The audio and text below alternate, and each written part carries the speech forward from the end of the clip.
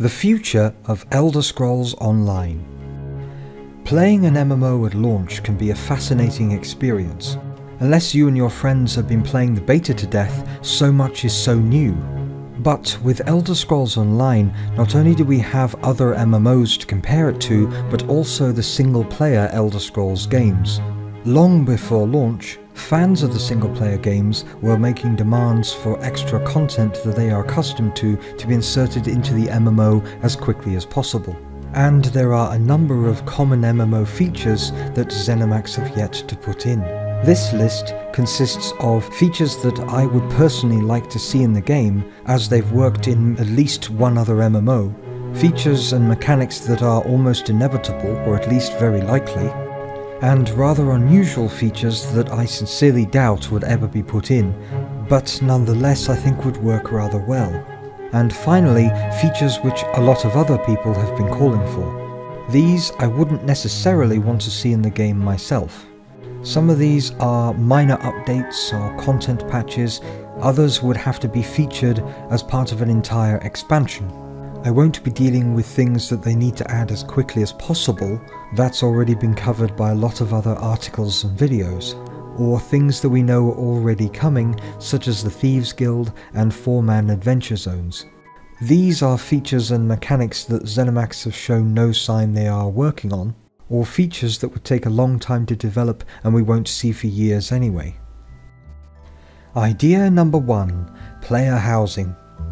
Now it would be next to impossible, short of creating an entirely new continent, to put housing in that was open world without severely upsetting the whole quest structure and dynamic events that they had put into the game.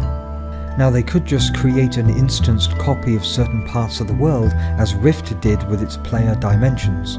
Though here that would not really fit with the lore, and the game is currently taking enough flack for its phasing as it is, more on that later. You could have it so that after completing a specific quest as part of, say, the Fighters Guild, or the Mages Guild, or the Dark Brotherhood, a certain part of the headquarters, sealed behind a door, could become your room. However, this would result in the slightly immersion-breaking sight of large numbers of other players seemingly going in and out of your room. You could create entire housing sections, which is what they're doing in Final Fantasy XIV: A Realm Reborn. The environment could just be a general representation of certain parts of the open world that you can teleport to, or one of the actual zones in the open world set aside for housing. There are still plenty of unused zones for this.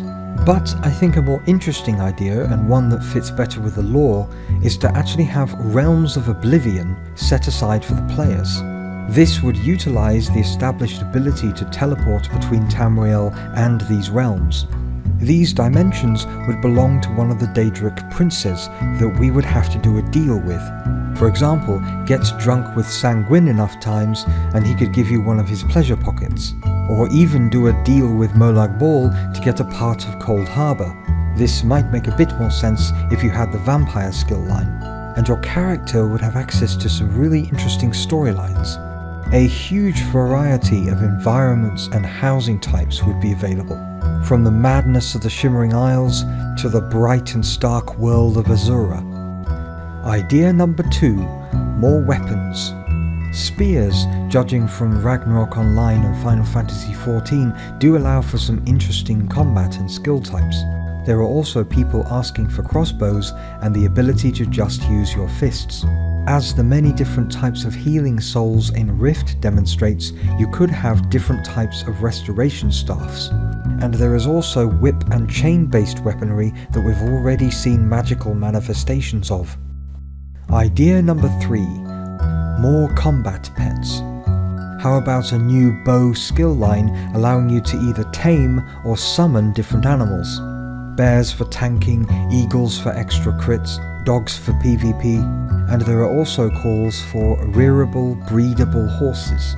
You could keep them on some land on your house, and watch them slowly be warped and corrupted by the environment of that particular Oblivion plane.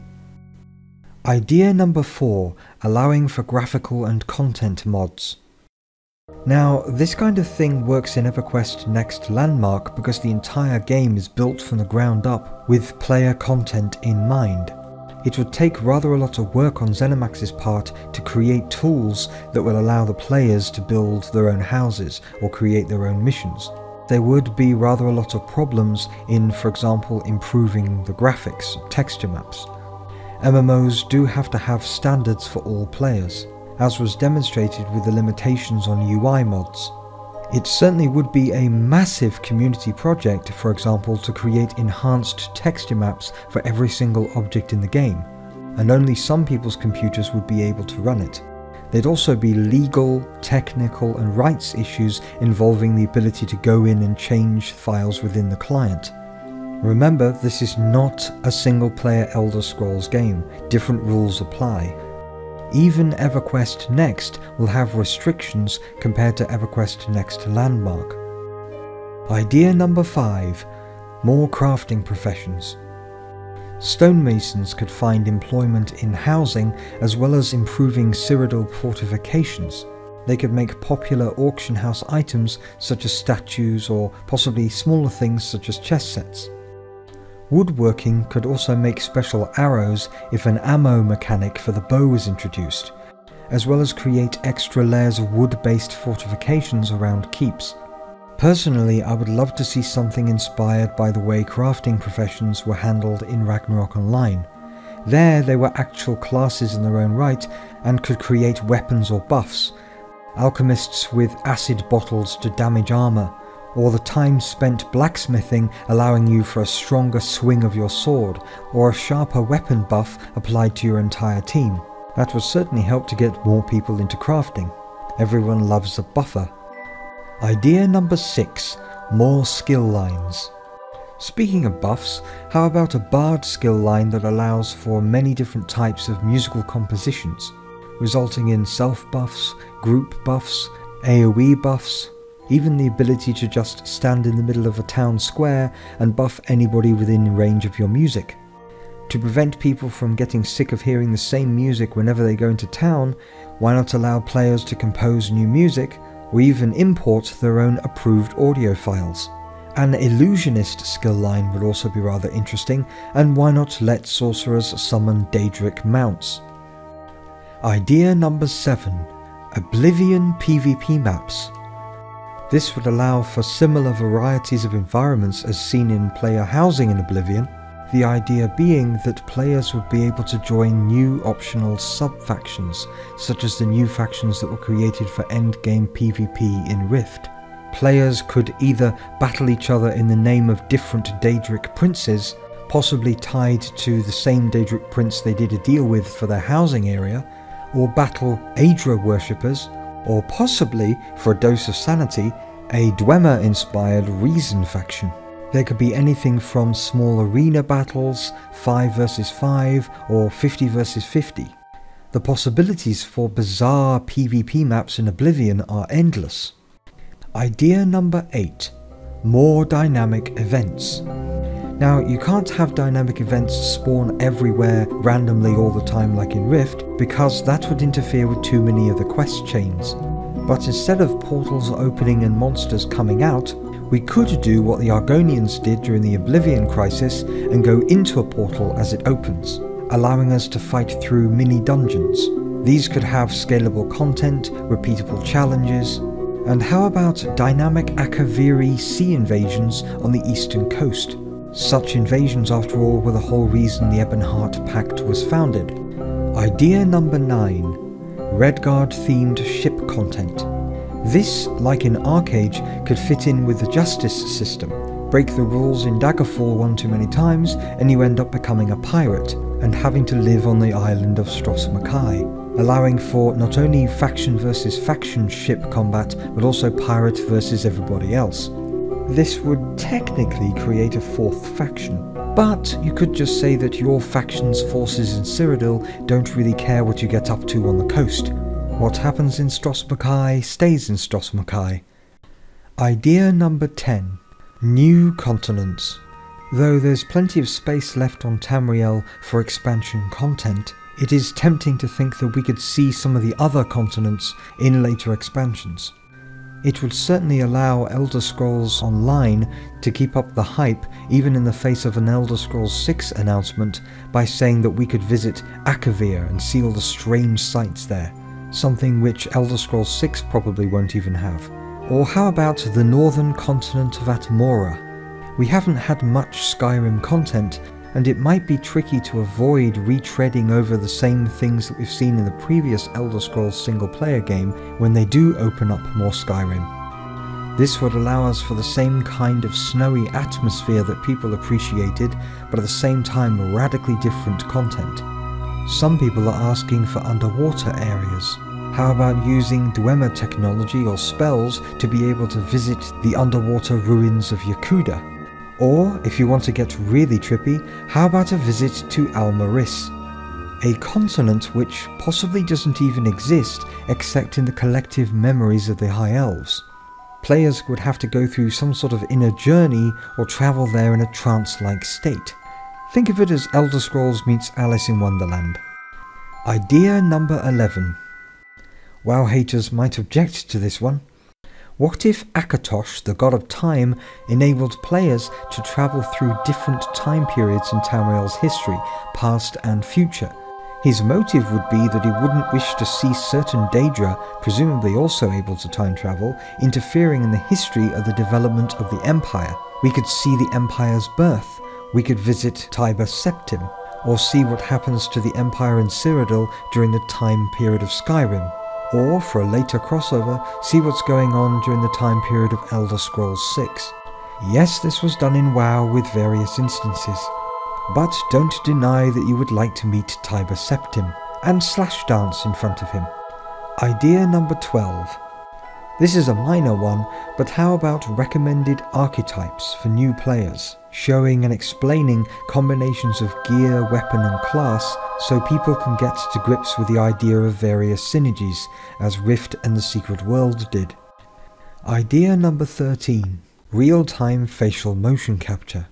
As this game caters to role players, how about an equivalent to Sony Online Entertainment's SOE Mote system, allowing your webcam to convert your facial expressions and mouth movements onto your character model. Though of course the Elder Scrolls Online models are not really designed for this degree of animation. This is one of the main reasons why EverQuest Next went with a stylized look. But ZeniMax could tweak it so that it has a more subtle effect upon the faces. This would provide a degree of player-made content in the form of machinima films. Idea number 14. TwoMan adventure zones. Sometimes you just want to party with just one of your friends. Sometimes you only have one friend. Rift had Chronicles that allowed for this, that got across certain stories and even allowed you to solo them quite easily once you had a certain amount of good gear. Idea number 15. A possible gathering minigame rather than a progress bar.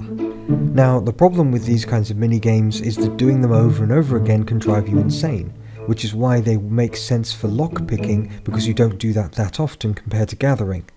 But you could always just have them spring up occasionally for particularly tricky or rare ores, or even create a mechanism allowing for players to create their own minigames and insert them into the game's library.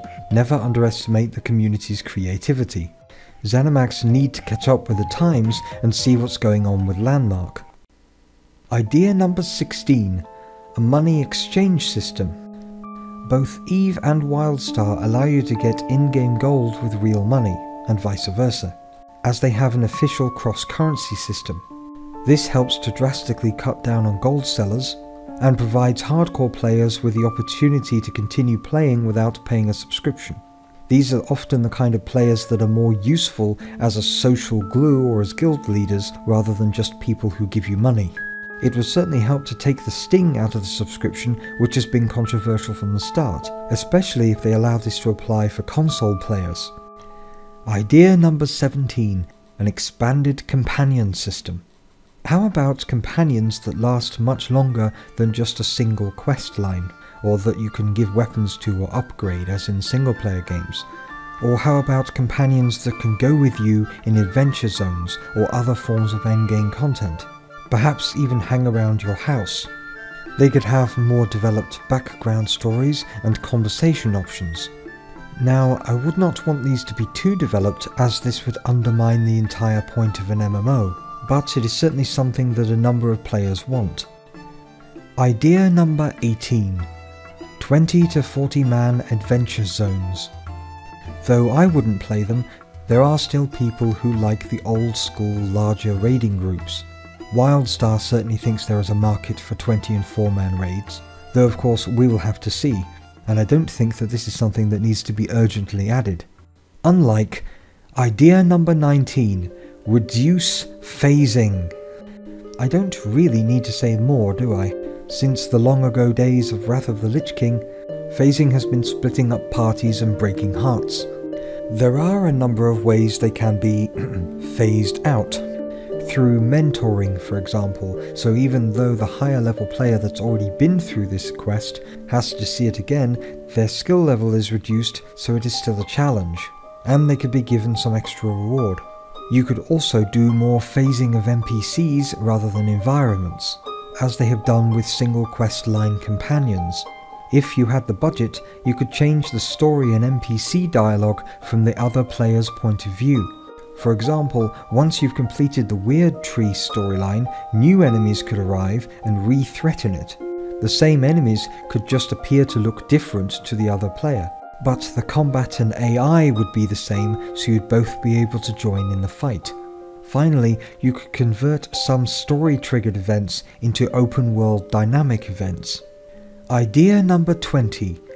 Cloaks, dresses and robes. Rift uses a third-party fabric tech called Cloakworks. I see no reason why ZeniMax couldn't acquire the rights to the same technology. And here are some extra ideas from other players. 21. Life cycles for NPCs. We could see them go to work, hang out in the pub at dinner time, and go to bed if we were creepily watching them in their houses. This would certainly fit well with the upcoming assassination missions given to us by the Dark Brotherhood. Idea number 22. Blood. Apparently people would like a graphics option where you could turn on lots of blood. I guess it's a Skyrim thing, so okay then. Idea number 23. A bounty system. I have no idea how this would work, but I don't have to, it's not my idea. And 24. Optional chat bubbles. As long as it is not the default option, I see no reason why an RP guild shouldn't all use this. If they want to turn Elder Scrolls Online into a comic book, they are certainly welcome to. And we might as well make it 25, dueling, which apparently isn't in yet. Now, as I said at the beginning, some of these ideas are rather unlikely, but I really think that player housing in Oblivion would work really well. Not just because it would fit the lore and the established powers, but if you look up all the various different bizarre, strange zones of the Oblivion planes, and the story potential for interacting with Daedric beings and princes, I think this could make a truly great centerpiece to a later expansion.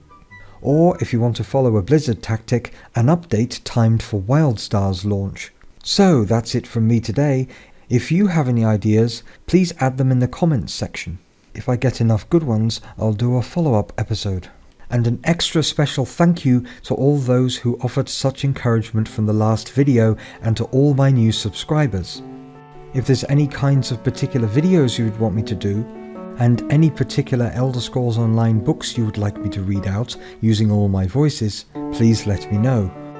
And it would also be interesting to see how many of my new subscribers would like me to cover other MMOs other than Elder Scrolls Online. I definitely feel they may appreciate some of the things I might do for Arcade in the future.